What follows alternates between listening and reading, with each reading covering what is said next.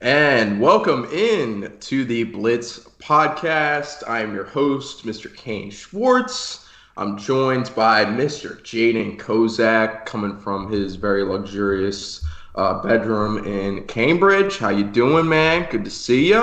Yep, same I don't know why I same decided spot I'm to always go into at. the details. Yeah, that Yeah, was I don't know weird. why I decided to go into the details of where you That was were. weird. I think where I was caught up is I'm in a different place. So, You're I in a don't know. different That room made me in the want to say same place something. that you're always in, but Okay, okay. that's fair All enough. right. Yeah, no. Yeah. This is great. We're about a minute in now. So, this is awesome. Gotta have some kind of intro. But today we will be talking about the 29th ranked Chicago Bears. Wanted to get a confirmation on that. But yeah, we got some Bears listeners that I know follow the podcast. So this will be fun to talk about. I know they can't be too happy with us putting them at 29, but there's definitely a lot of optimism for this team. Um, Wide range of outcomes. That's something I've mentioned in a couple episodes now. But this team has some promise, but right now ranked 29. So without further ado, let's dive into why we have them at 29. And we start with their potential franchise quarterback who showed the most flash that he has so far in his career at the end of last year, or like the last half of last year. And that is Justin Fields, former Ohio State quarterback. Started out rough in Chicago. Did he start out of the gate?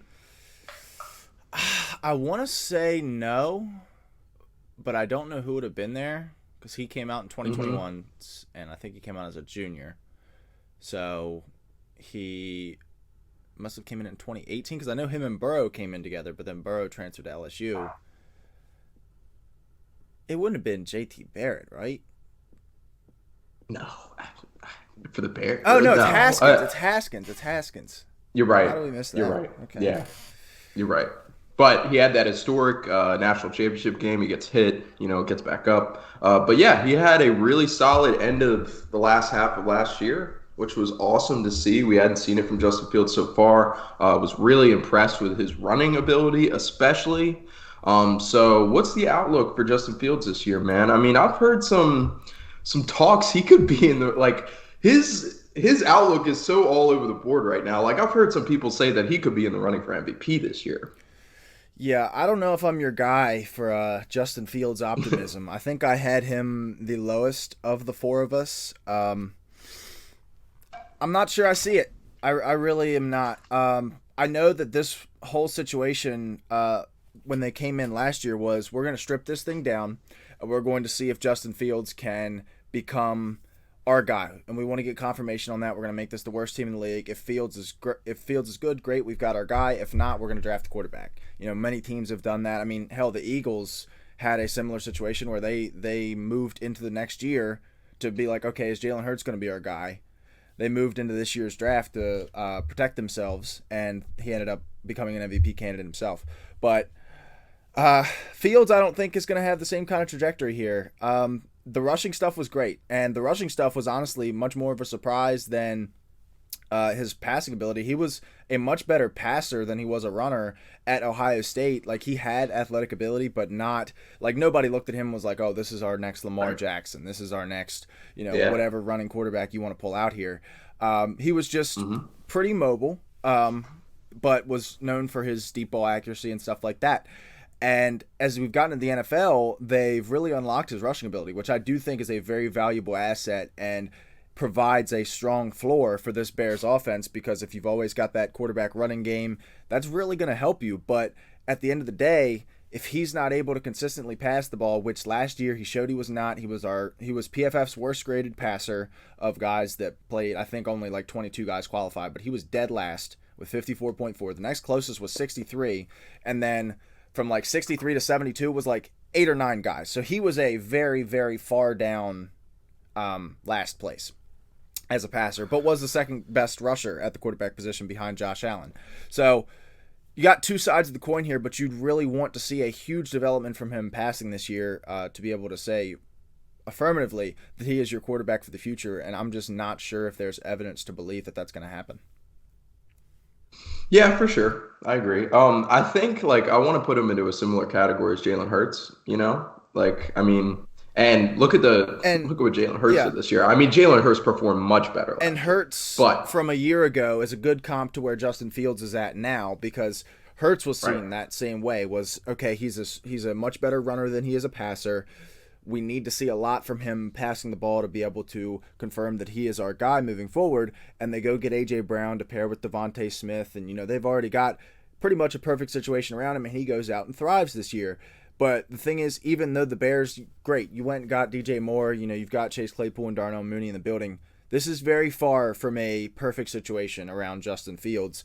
And whether it's his fault, whether it's the surroundings' fault, I just don't know if this is a situation that he's going to be able to take that large of a leap in. I mean, we have him at 19th, and I think that a lot of that is leaning on what he brings in the rushing game as opposed to what he is as a true passer. Yeah, for sure. But there is optimism as far as improving upon his passing skills this year with a new set of weapons. Because last year he was rocking Allen Robinson, Darnell Mooney, Cole Kmet. You got David Montgomery. You lost him in the offseason. But besides that, like you've really just added to this When list of he didn't even playmakers. So let's have dive he in. didn't even have A-Rob last year either. He was in LA last year. Oh yeah, that's true. Yeah, that was he had A-Rob before he became an absolute Yeah. ghost. But I mean, this team, like Darnell Mooney, was really it for this team last year, and Cole Kmet. But they brought in a lot to help supplement that and improve Justin Fields as a passer. So let's dive into the playmaker section.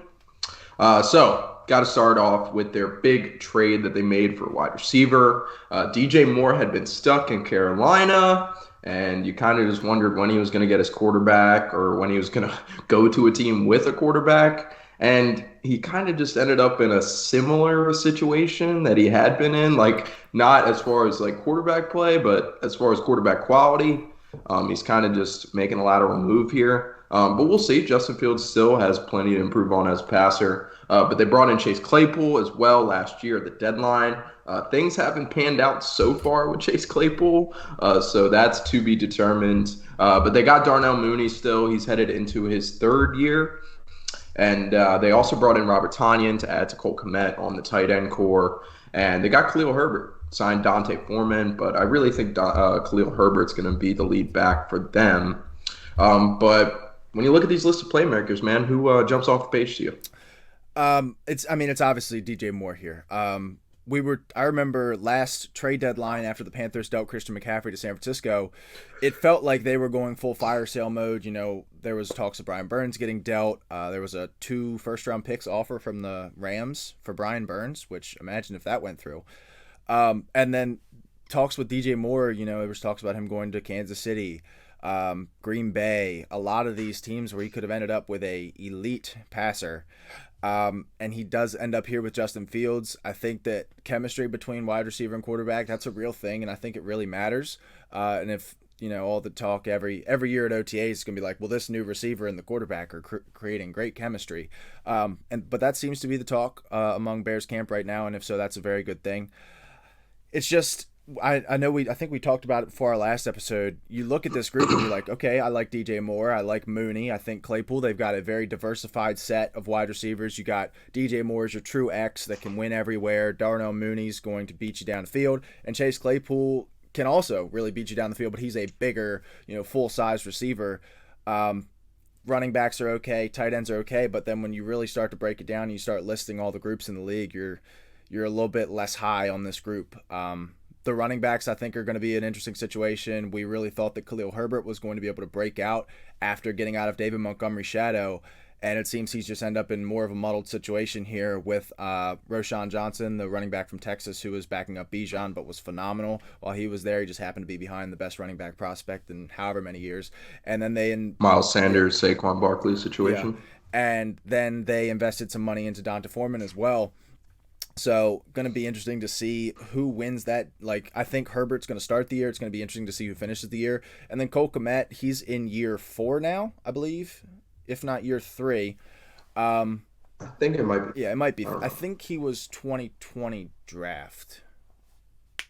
So, yeah, year 3 makes... No, it's year 4, because Claypool, he came out in the same drafts as Claypool, if I'm not mistaken. Oh yeah, that's true. And he was the first tight end Yeah, drafted, but he if was I like, remember yeah, he was the correctly. first tight end drafted. He went in the second round.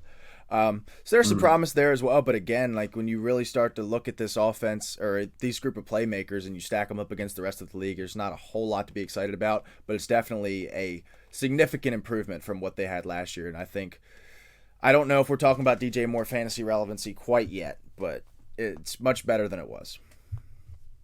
Yeah, that's for sure. I mean, you got plenty of playmakers on this offense to open it up for DJ Moore to make plays. I mean, this is DJ Moore's probably a top 10 talent wide receiver in the See, league. that's the other thing. You sit there and you're like, man, now look at DJ Moore. He's got all these skills, and then you start listing off the guys, and you're like, well, maybe.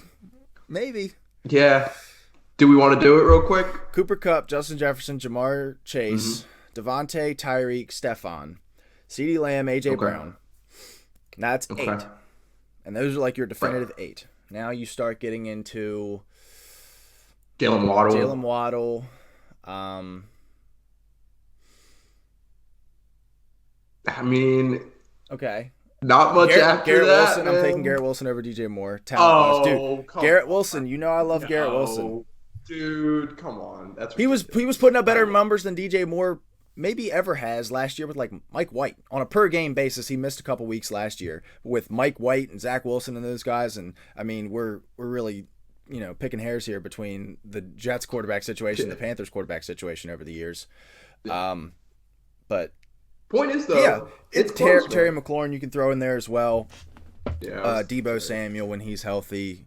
oh, yeah. Yeah. But he's definitely up there. And I just, Maryland guy, we've always rooted for DJ Moore. It was kind of tough when he was talking about playing with maybe Patrick Mahomes and guys like that to see him here with Fields. And while there is room to grow here, it's just, you always think about, what if he went here? Could he have been like a real, could he have been a top 10 guy in this spot? Right. But He's here. the script is yet to be written. We'll see what DJ Moore does this year in Chicago. Last thing I'll say, Mooney, I do think Mooney will still have a good season, and it's not because I traded for him in Dynasty. Might be just a little bit. Yeah, it might be just a little bit. He's still really young, and he was the wide receiver one, clear wide receiver one for Justin Fields for a while. So I think he can be a low-end wide receiver Out of one, necessity. high-end wide receiver two for any team in the league. Like, I don't know. I do have a lot of faith in Darnell. He showed us. If he's, so let's see what happens. if he'd be the worst one in the league, is what I would say. And I know this sounds like a Bears Damn. festival, but Mooney is not. If he's your wide receiver one, you're looking to upgrade, and very clearly. Yeah. Okay. Yeah. Okay. All right. Once you say it like that, I feel better about it. Okay. All right. So let's move on from the playmakers. Spent a decent amount of time on that, but let's move into the offensive line, which right around the middle of the pack. Not anything too crazy. They did get Darnell Wright, I believe it is. Yeah, Darnell Wright in the draft to protect Justin Fields, which is good. Always adding there. But what in-depth analysis do you have to bring to the Chicago Bears offensive line? I mean, I know this is starting to sound bad here, but I was not a big fan of Darnell Wright in the draft process. When the Bears picked Darnell Wright, I did like a jump for joy because I was like, yay, that means the Steelers can't take him. Because I know we were targeting tackle. I heard some late buzz that they were looking at Darnell Wright. So when you really break down this offseason, we'll do like a big picture analysis of the Bears in a little bit. But you come in with the number one pick. You have your choice at any of the quarterbacks that you want. And ultimately, you opt for Justin Fields. And that's fine. I love the idea of, trading one pick for 4 picks plus DJ Moore. I think that's an excellent process. But then you're sitting at 9, and a guy who a lot of people said you should take at number 1 is there at number 9 for you in Jalen Carter. And you have no pass rush, which we'll get to in just a second. You move back with the Philadelphia Eagles in your conference, and if you are going to be any good, you're going to have to go through the Eagles. Probably for the next 5 to 6 years, you're going to have to go through Philly. And you trade back to kind of reach on a tackle, on a right tackle. I don't get it. I don't get the Darnell Wright selection. If you're going to trade down to like 17 or 18. I mean, maybe you want to stay in front of a team like Pittsburgh or a team like New York who was looking for a tackle. But at least acquire something more significant than a fourth-round pick to give up a guy who's probably the number one player in this class aside from off-field issues to then maybe taking a chance on a right tackle. I do like Braxton Jones a lot. Fifth-round pick from last year, came in and was phenomenal as a left tackle. And, I can't name too many teams in the NFL that have their franchise left tackle, and they picked him in the fifth round. They also have Tevin Jenkins, who they did kind of pick to be their franchise left tackle in the second round 2 years ago, maybe last year. But he's converted into guard and has been phenomenal. Like I said, this is a middle-of-the-pack group, but there's a lot of youth on it. Obviously, the two tackle spots have a combined year of NFL experience, and your best interior guy has a year of NFL experience, but there's a lot of promise here, and I think that there, with some improvement, and if Darnell Wright proves me wrong, I think this could be a top 10 unit. Yeah, I agree. The only thing that gives me real optimism for this group is what they did last year. This was a team that was elite in the running game, and you can't be elite in the running game without a decent offensive line, and they just added to that in the draft. So, the unit moves up, and I feel right around middle of the pack, but they played well last year, and they only added, so I like that. All right, let's move on from the offensive line and dive into the front seven, which, considering they didn't add Mr. Jalen Carter, it's still a pretty rough unit. They did bring in Trey Edmonds over from Buffalo, and I saw a quote the other day that he wanted to be a part of a rebuild. I'm not sure if that's exactly the case. Maybe the big old bag of money influenced him a little bit. But yeah, you got a veteran linebacker coming in on that core. You did draft, and he probably won't play this year, but you did draft Penei Sewell's brother. And I think he was a solid linebacker. He won awards at Oregon. Kind of undersized, but we'll see what he does. But who are you excited to talk about on this unit? It's definitely the linebacking duo is really the only source of optimism for this group. Like I said, if we were breaking this down just by pass rush or just by defensive line, this is your last place team, and I don't even know if it's close. There's no young prospects. There's no solid veterans. There's no anything that can rush the passer right now. I think they picked up Gervin Dexter in the second round, and they got Zach Pickens, I believe, a round later. But both of those guys are probably going to play inside. I think they might kick one of them out just so that way you didn't just pick two defensive tackles in back-to-back rounds. And as you can see on the depth chart, neither of them slated to start at this point in time. Gervin Dexter has this very weird problem where he is always late to jump. He's kind of standing up straight a lot of times as a defensive tackle, which is kind of weird. Processing speed. Yeah, he's it's like you didn't hear the ball get snapped. So it's a problem. He will need to fix that throughout this training camp. But I wants also to play national football. Yeah. Again, with the Bears and their process, you have one of the 3 or 4 best linebackers in the league in Roquan Smith, and you say, okay, we're in a rebuild. We cannot. We just simply cannot pay a linebacker at the top of the market when linebacker is the least valuable position on defense. It doesn't impact wins as much as corner, edge, other offensive positions as well. So you trade him to Baltimore for a second-round pick, and that's great. You add an extra second-round pick. When you're in rebuild mode, acquiring picks is important. And then you go out and you spend even more money than you would have spent on Roquan Smith on Tremaine Edmonds and TJ Edwards. Now, both of them are good players. I think Tremaine Edmonds is probably one of the 6 or 7 best middle linebackers in the NFL, and TJ Edwards was phenomenal last year. But why is that your priority when there's so many other holes on this roster? It's like going out and signing a big name. If they went out and signed a big name running back, or if they gave David Montgomery big money, what? There's better places to utilize your resources on. And I don't like the process of putting that much money into linebacker when you're this far behind in a rebuild. Linebackers are most valuable to a already good defense, and this team is not quite there yet. Yeah, and this is a defensive-minded team. I mean, they brought in Eberflus to be a defensive mind, and it doesn't seem like they're doing much to help out their defense, which is interesting to see. But we'll see how it plays out. I do have some more confidence, some more optimism when it comes to the secondary for the Chicago Bears, where we have them ranked towards the bottom. But I do feel pretty confident. They've got Kyler Gordon, who was a high draft pick just 2 years ago. They got Eddie Jackson, classic veteran. He'll be there. He's definitely coming towards the end of his prime for sure. But like I said, veteran presence. He's been good in the league for a long time. And Jaquan Brisker, also a high round draft pick from last year. And he was like, both Kyler Gordon and Jaquan Brisker last year were pretty highly touted prospects. They didn't do too much this year to impress, but going into year two, they should do some more. Who are you excited about on this unit? I mean, personally, like I do like it. Like I like it over a lot of other secondaries. Yeah, in comparison to the rest of the league, this is probably my favorite group on this team. I think this is the group where you look at it and okay, you look at almost every single position and there's a young guy, or I mean Eddie Jackson is really the only non-young guy that's going to be starting for them. But there's hope, there's points of optimism everywhere. Jalen Johnson has been a breakout candidate for probably 2 years in a row now, and maybe you're starting to lose hope a little bit, but I still like the talent with him.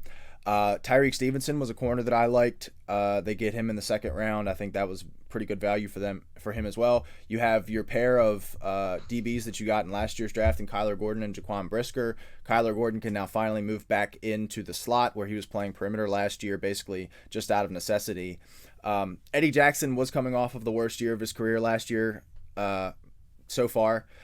I don't know if we're like heading towards regression because he was still one of the better safeties in the NFL, but the days of him being like your premier safety in the NFL are probably over. But this is, like I said, this is my biggest source of optimism. I know we have them at 28th, which isn't super high, but it just feels like this group has the most room for improvement outside of maybe, or most likeliness to grow outside of maybe quarterback. Yeah, no, I agree. And you mentioned like Eddie Jackson is getting up there, but he'll be able to teach Jaquan Brisker how to play a mean safety, and he was a great safety prospect just 2 years ago. So we will see how that pans out. But let's move on to the next unit, which is the coaching. And I don't know. I shouldn't have a reason to hate Eberflus, but I don't know. I kind of hate the guy. Like, I don't think he's a good head coach. I don't know. Hate, Tell me why. hate might be strong. Yeah. I think I wouldn't say he's your biggest hot seat coach in the NFL because he's in year two, and there are guys that their seats are a little bit hotter than Matt Eberflus's, but your clock ticks a little bit faster when you're defensive head coach in the NFL. Guys don't like to let the offensive guys out the door because all of your best coaches in the NFL now, all your best teams have offensive-minded head coaches, and when you're trying to develop Justin Fields, I think if they don't perform well this year, they're going to let Eberflus go in favor of a young offensive mind that can help move Justin Fields forward. I think Eberflus is a fantastic defensive mind. I think what he did in Indy for all those years when they were, I wouldn't say undermanned, but they didn't have as much talent as the best defensive teams in the league. And credit to Chris Ballard for getting guys in there that can play, but also credit to Matt Eberflus for getting those guys to play. Luke Getsy. That's what I'm saying, dude. Like, I don't think he did too much in Indy to prove that, that's a DC that needs a head coaching job. Like, I feel like there was many more DCs that were more qualified than him. I think he was qualified for a head coaching job. Again, I know we have him towards the bottom here. He's not like it wasn't like a D'Amico Ryans hire when it happened. But I think he's one of the better defensive minds in football right now.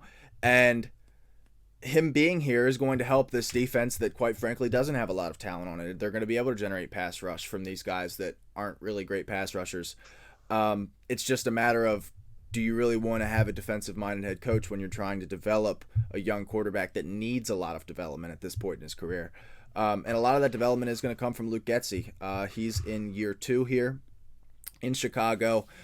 They're going to keep running the play action stuff. They're going to keep running the boots. They're going to keep running all the designed runs for Justin Fields that they kind of obviously finally figured out last year that he can do on a consistent basis. And I think that's really going to, again, like I said with Fields, that's going to raise the floor for them, is when you can run the ball with the quarterback and get 4 to 5 yards whenever you need it. That's always going to keep the floor high for you. It's just a matter of, can he scheme up easy looks for Justin Fields to see and hit. And the last thing I'll say is that Getsy, like, if this is any like samples, I mean, it is a clear sample size of what he's been able to do with Justin Fields already. Like, I mean, the big complaint from me starting out was that Eberflus isn't like a quarterback whisperer, and it seems like you would want to bring in a guy like that to help out a young quarterback in Justin Fields, which they still might move on from Eberflus after this year and pick up a guy like that. But Getsy's done a pretty good job at developing Justin Fields so far. I mean, he's made clear strides forward, and you can't say that for a lot of rookie quarterbacks recently. So, yeah, I like what I've seen again from Getsy so far. And, yeah, I mean, not a huge fan of Eberflus. I started off saying hate. You kind of talked me off the ledge there a little bit, but still not a huge fan. But we shall see how it plays out in Eberflus' second year, Eberflus and company. But let's move on from the coaching staff, and let's move into, drumroll, the schedule for this year for the Chicago Bears. And some things to cover. I said on the last episode that strength of schedule was determined by Las Vegas. That is not the truth. Strength of schedule for the Chicago Bears this year is 18th in the league. Their over-under, according to Las Vegas, Nevada, is 7.5 wins.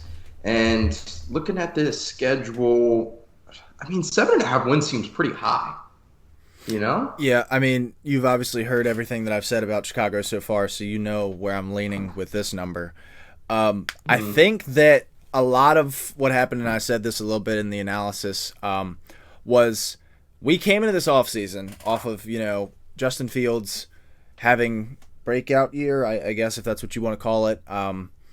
And they had the number one pick. They had $100 million in cap space, and everybody was like, oh my God, the Bears are going to be so good next year. I remember I was like, I don't know how early you can get Super Bowl futures or division winner futures, but look into Chicago because they have all these assets to get better, and it feels very, very, very reminiscent of what Philadelphia did the year prior.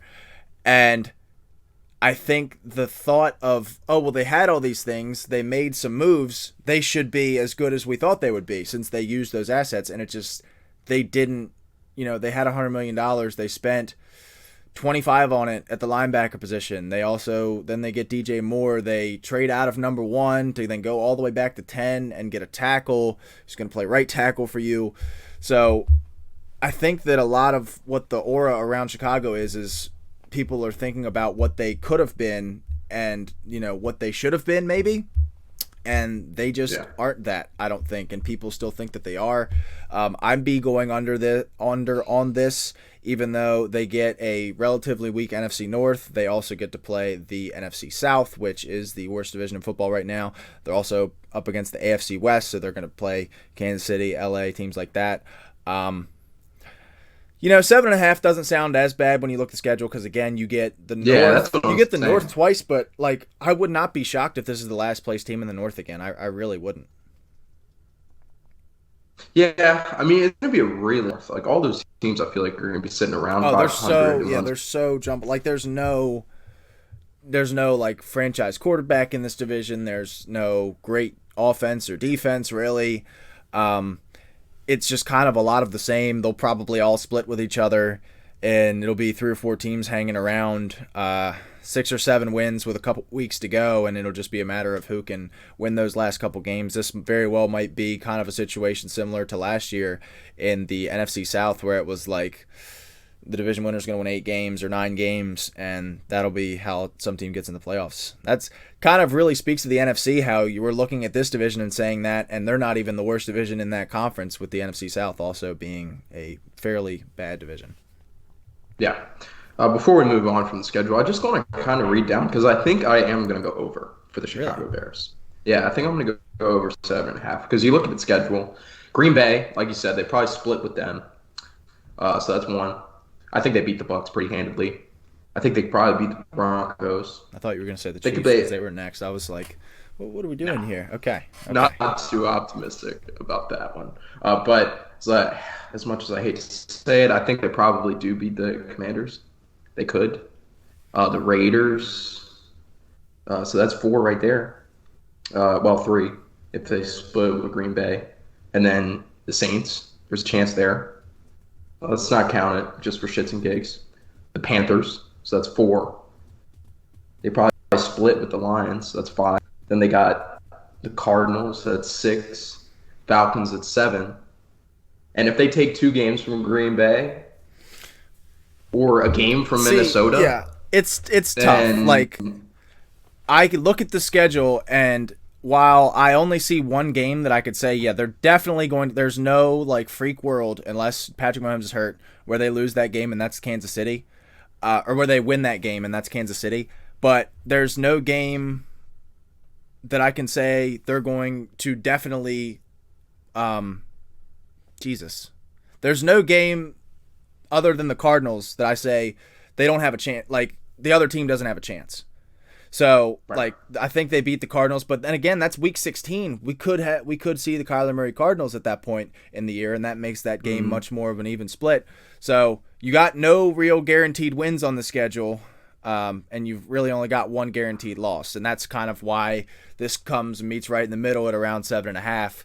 I'm probably still going to go under. Some teams got to, like, other than the Cardinals, the lowest line we've seen so far is 6.5. Like, somebody's got to be losing these games at some point, and I think it might be Chicago.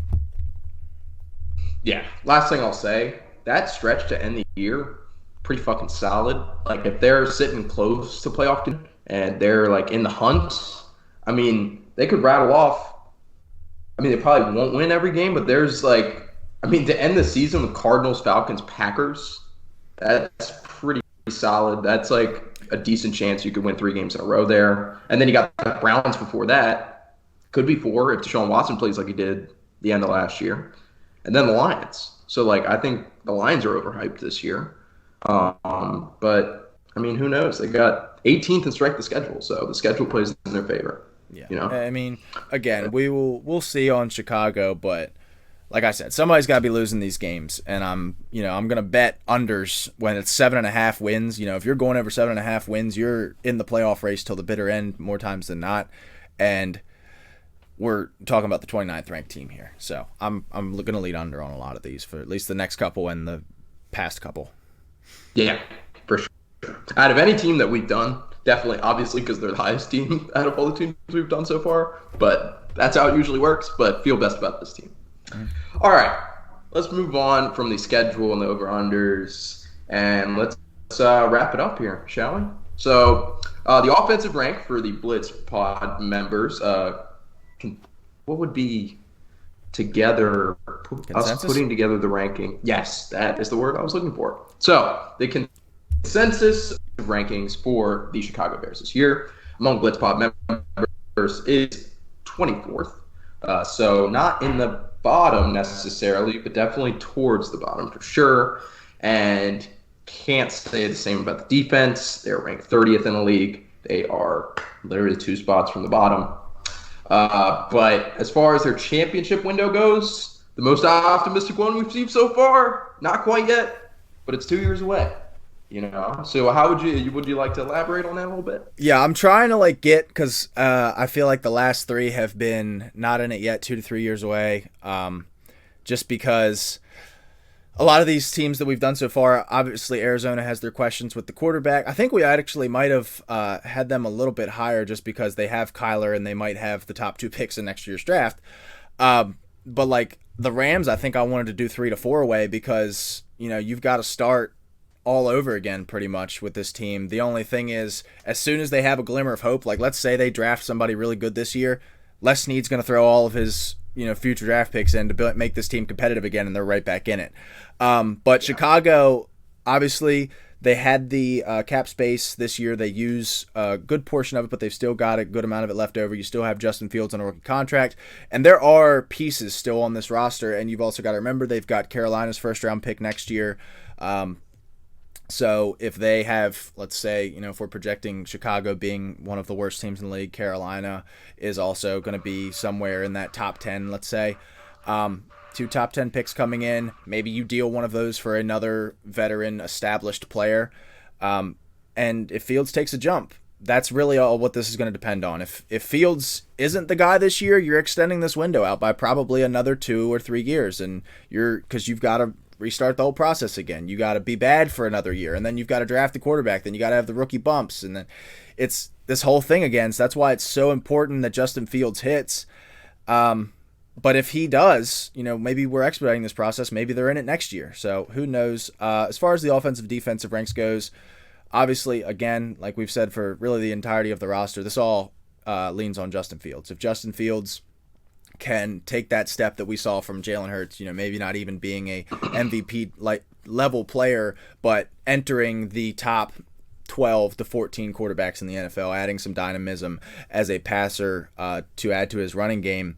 This is probably... What was that? Dynamism? That is a word. Sweet. Yeah. It's a word. It? I swear. Holy shit. All right, go on. Yeah. I like that one. Thank you. Just adding some dynamism as a passer in addition to his running game.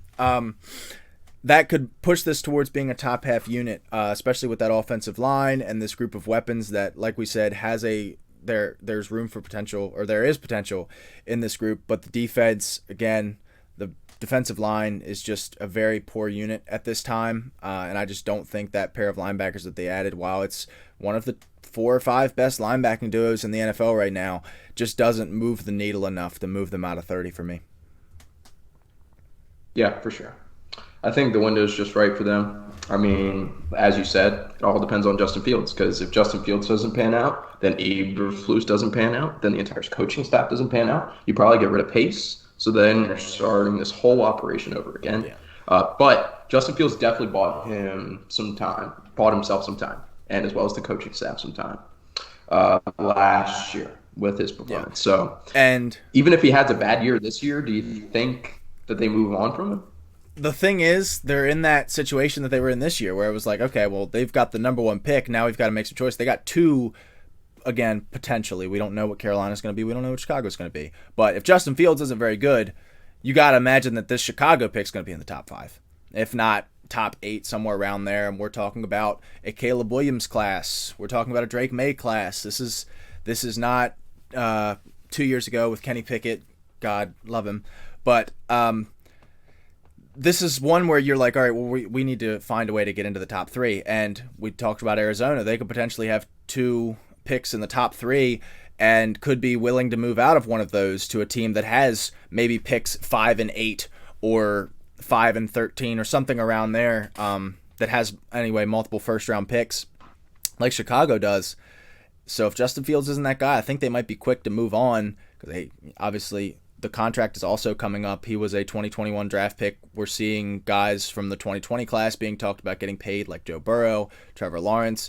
I think if Fields is any level of competent, he's going to want to expedite that contract process this year so he can get his money, get the contract signed, and then whatever happens from there on happens. But the Chicago is probably the most interesting team we have yet. And then just one more thing on the championship window, like, them saying they're 2 years away at 29th is actually a pretty good thing, because I know we've got some teams coming up here that are obviously higher than Chicago right now.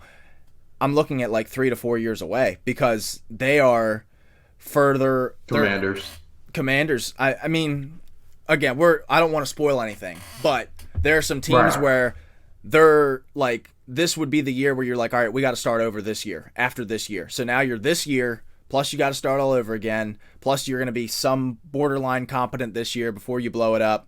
It's a long process to get all the way back around to being in a window. So 2 years away, they're definitely on the right side of it now. But it's just a matter of, can Fields get them there? Yeah, for sure. And we will watch very closely to see how that pans out this year. But yeah, that just about does it for the 29th ranked Chicago Bears. So now we've got 3 teams out. We got 4 teams out. Okay. Well, we got 3 plus Chicago. Come on, dude. 29, 30, 31, 32. I didn't carry the 1. That was where I fucked up. That's what it gets you. Yeah, I hate to do that. But yeah, can't wait to dive into the rest of these as we work through the summer. But it's been real doing the first 4. And can't wait to dive into the rest. So we will catch you guys later. Peace.